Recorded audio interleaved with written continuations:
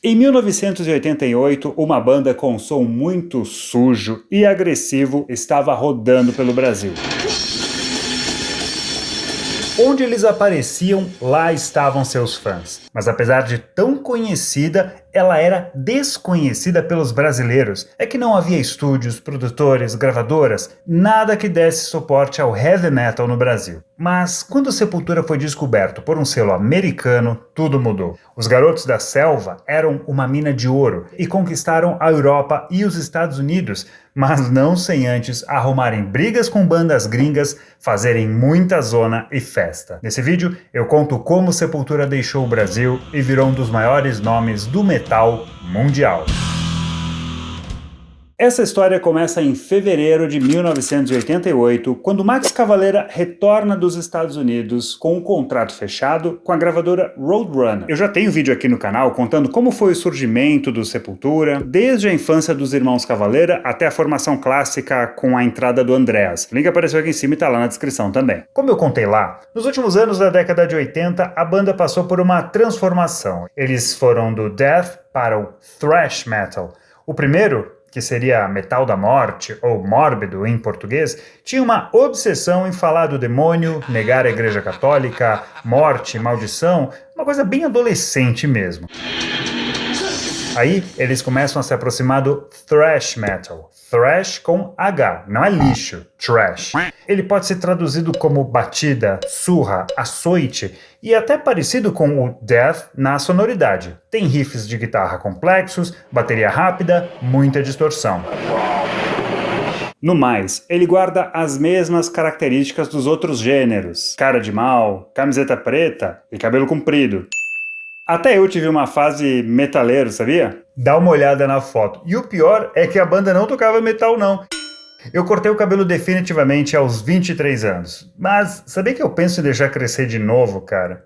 Mas pra ficar legal mesmo, eu teria que passar alguma coisa pra segurar a queda de cabelo. Porque o meu já não é mais o mesmo. Sabia que de cada 10 homens, 6 começam a ter queda de cabelo expressiva depois de os 35 anos? Eu não sei se eu vou deixar crescer que nem um metaleiro, viu? Mas independente de qualquer coisa, cara, eu sei que é de uma coisa assim que eu preciso. Eu tô falando da Manual. Os caras são líderes no tratamento de calvície no Brasil. Sabe como é que funciona? Você entra no site e faz uma avaliação. As respostas são lidas por um médico que vai analisar e recomendar um tratamento personalizado para cada caso, não importa se é inicial ou evoluído. Os tratamentos chegam na sua casa numa embalagem bem discreta. Quando chegou essa aqui, é sério, cara, eu me perguntei o que era. E não para por aí, porque você tem acompanhamento e pode tirar dúvidas sem custo adicional. E pode encerrar quando quiser. Não precisa marcar consulta e nem ficar procurando coisa em farmácia. Se você quiser, só entra no site e responde o formulário, não paga nada. Aí, se quiser, usa o meu cupom exclusivo ETORI40 para ter 40% de desconto e ganhar frete grátis. Aproveita que o ano tá acabando, é promoção por tempo limitado. 2025, mete uma cabeleira heavy metal aí, hein, que tal? Mas ainda falando sobre a diferença entre o death e o thrash metal, a grande mudança tá nos temas das letras que as bandas abordam. Guerra, corrupção, questões existenciais. Nos anos 80, esse estilo começou a crescer e em 86 teve seu ápice capitaneado pelas 4 grandes americanas: Metallica, Slayer, Megadeth e Anthrax. Max e os demais seguiram essa tendência e isso ficaria muito claro no primeiro disco pela Roadrunner, Beneath the Remains. 88 foi o ano da consagração nacional do Sepultura. Longe de ser um grande sucesso, mas é que tinha um público fiel do metal. Eles trocavam informação, discos, revistas, a ponto de os caras lotarem ginásio em Manaus, tocarem no Recife na sexta e embarcarem no ônibus para Porto Alegre para tocar depois de 4 dias na estrada. Mas olha, o cachê era miserável. Mal dava para um pão com mortadela. Também foi uma época de muita farra, mulheres nos quartos de hotel e histórias como o dia em que Andreas pirou de ácido num elevador em Brasília e ria sem parar quando entrou a Paula Toller, do Kid Abelha. Ela ficou bem assustada com a cena. Ou o dia em que o Max e um hold da banda ficaram 2 dias cheirando sem parar. Naquele ano, o Sepultura já pensava no primeiro compromisso pela Roadrunner, que era gravar um disco. A banda não tinha repertório ainda, então eles correram para escrever músicas. A gravadora orçou toda a gravação desse disco em $8 mil, e isso não daria para bancar a viagem dos caras para os Estados Unidos. O LP teria que ser gravado no Brasil. E mal dava para pagar um bom produtor. O cara só recebeu $2 $2.000. Inspirados pela sonoridade do Cabeça Dinossauro dos Titãs, uma das poucas bandas nacionais que eles curtiam, junto com Ratos de Porão, Max e companhia escolheram o mesmo estúdio do disco dos paulistas, o Nas Nuvens, no Rio. Por uma grana tão baixa, a Roadrunner teve que ir atrás de alguém que não tinha renome. E eles foram atrás de Scott Burns. Ele já tinha trabalhado como técnico de gravação em algumas bandas e conseguiria tirar um bom som do Sepultura. O Scott disse: "Na verdade, eu fui contratado porque aceitei trabalhar quase de graça. A Roadrunner havia convidado vários produtores, mas ninguém aceitou porque não toparam trabalhar por tão pouco ou porque não gostaram da banda. Para mim, seria uma aventura. Eu ainda estava na faculdade e era louco para conhecer o Brasil." Esse depoimento está em Sepultura, toda a história, escrito por André Barcinski e Silvio Gomes, o Bibica, que acompanhou o Sepultura em boa parte da trajetória deles, e tem link lá na descrição para adquirir. O Scott já chegou tendo uma aula de Brasil. A bagagem dele ficou retida na alfândega e ele precisou pagar $300 de propina para conseguir a liberação. Depois ele chegou no hotel e roubaram várias fitas que o cara tinha trazido. Os 4 estavam estudando inglês, já se preparando para uma possível carreira no exterior, só que eles ainda não conseguiam conversar e falavam com o produtor por sinais. Ele não sabia se os caras estavam entendendo o que ele falava. Por isso, um amigo teve que ser chamado para ajudar como intérprete. Era a primeira vez que o gringo estava produzindo um disco totalmente sozinho, mas o conhecimento que ele trouxe elevou o Sepultura a um nível de profissionalismo muito maior. Ele reconheceu que o Nas Nuvens tinha bons equipamentos, mas não era um estúdio feito para rock.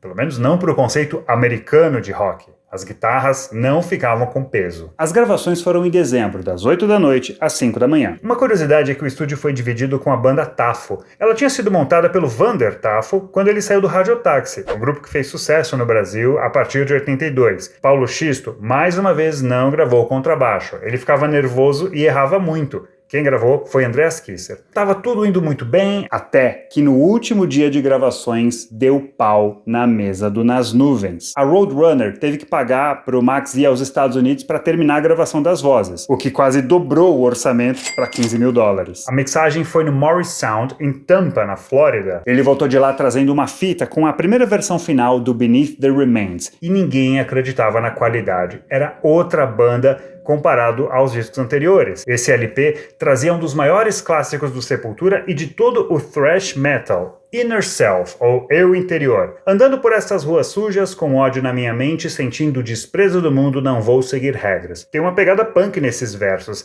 e é legal destacar que o Sepultura foi uma banda que deixou-se influenciar pelo punk, numa época em que punks e metaleiros eram quase inimigos. Daí a forte amizade deles com João Gordo, outro cara que cruzou essa fronteira. Nesse disco, não só a banda tinha evoluído e estava mais focada, como a produção de Scott conseguiu conduzir e capturar o Sepultura fazendo o seu melhor e encontrando um estilo próprio. O Brasil mal tinha produtores especializados para o rock nacional dos anos 80. A maior parte deles tinha vindo da MPB. Imagina então achar um bom produtor de metal por aqui. Sem falar que o cara ajudou a traduzir as letras. Beneath the Remains foi lançado em maio de 89. Agora sim, com licenciamento para vários países. Críticos do mundo todo estavam loucos para ouvir. Afinal, o Sepultura tinha sido notícia nas principais revistas. E todo mundo adorou. A britânica Metal Hammer, que também circulava em outros países da Europa, disse que esse disco poderia competir até com Rain in Blood, do Slayer, um disco antológico do thrash.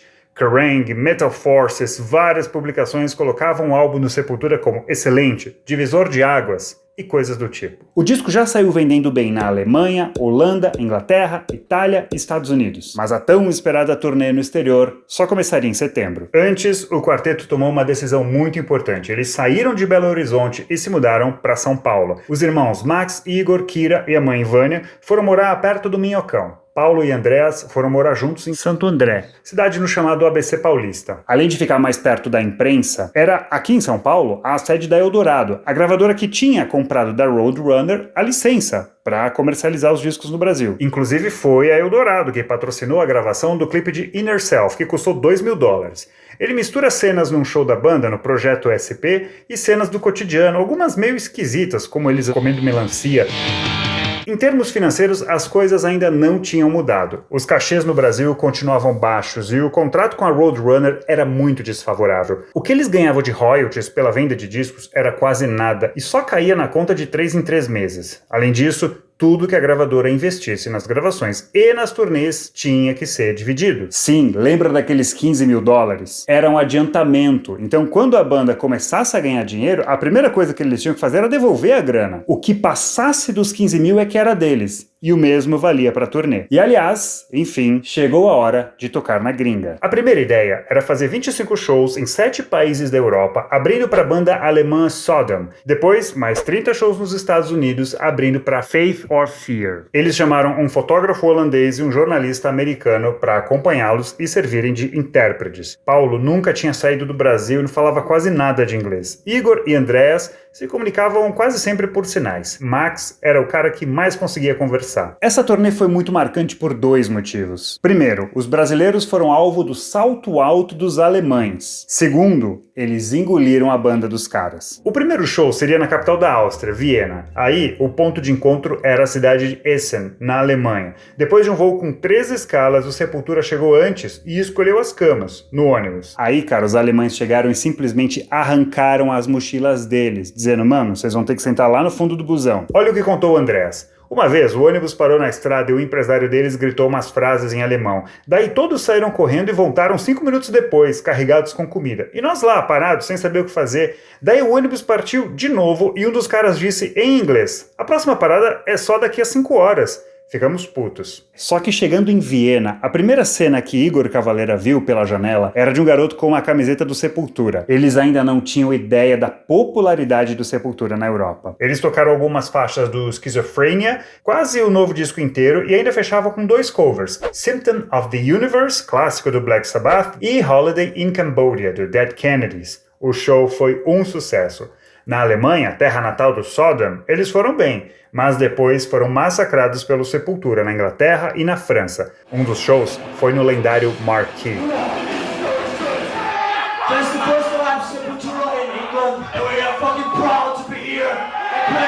A Bisa acompanhou e garantiu que 90% do público queriam ver o Sepultura. Quando Max, Igor, Paulo e Andreas apareceram no meio da fumaça, corpos se espremem e se apertam numa tentativa desesperada de chegar mais perto do palco. 10 minutos depois é a vez do Sodom. Metade do público está no bar e lá permanece. A imprensa estrangeira tinha as mesmas impressões e a banda gringa ficava cada vez mais irritada. Aí o Max decidiu que não ia mais tomar banho e começou a cheirar mal. Aí os caras foram reclamar, e o que a banda fez? Decidiu que ninguém mais tomava banho. Paulo disse, nós empesteamos o ônibus mesmo. Como eles não pararam de reclamar, a gente detonou. De noite, abri o teto solar do ônibus e arremessei a roupa dos alemães na estrada. E não parou por aí. O Igor urinou na mala dos caras. E para finalizar, os 4 desenharam bigodes e tiraram uma foto em frente ao ônibus imitando Adolf Hitler, que deixou os alemães ainda mais pé da vida.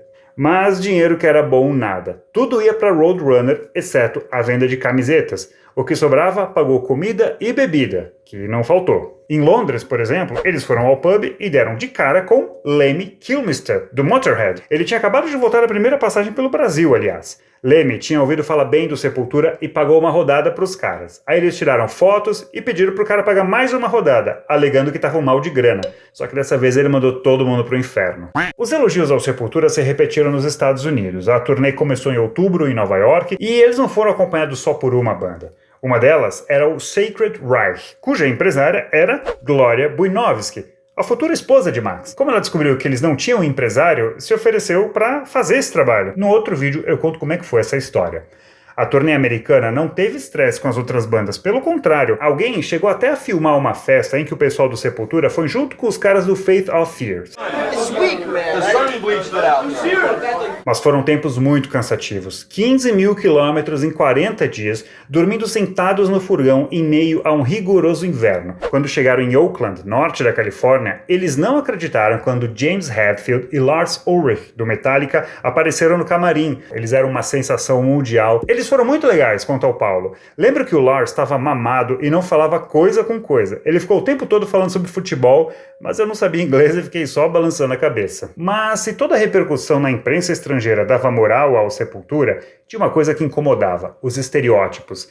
Os jornalistas sempre perguntavam de futebol, samba, carnaval, floresta. Em resposta, Max sempre falava sobre a violência e o preconceito. The violence of the country, we feel that really strong in our life. Essa entrevista, aliás, foi dada para a MTV inglesa no show no Marquee, em Londres, em 15 de outubro. Brilliant. Thrashes and in the PCF. They were a lot better than Slayer. Tremendous, unbelievable. A primeira aventura do Sepultura no exterior levou 13 meses e, ao final, Beneath the Remains entrava em 1990 nas primeiras posições de vários rankings elaborados por revistas estrangeiras. Estava mais do que claro que o futuro deles não estava no Brasil. Se já foi difícil para as rádios aqui do Brasil aceitarem guitarras com um pouquinho de distorção, ali nos anos 80, o metal dificilmente sairia daquela bolha. Assim, o quinto disco da banda, Arise, foi a conquista definitiva do planeta. Mas esse é um tema para um próximo episódio. Até a próxima!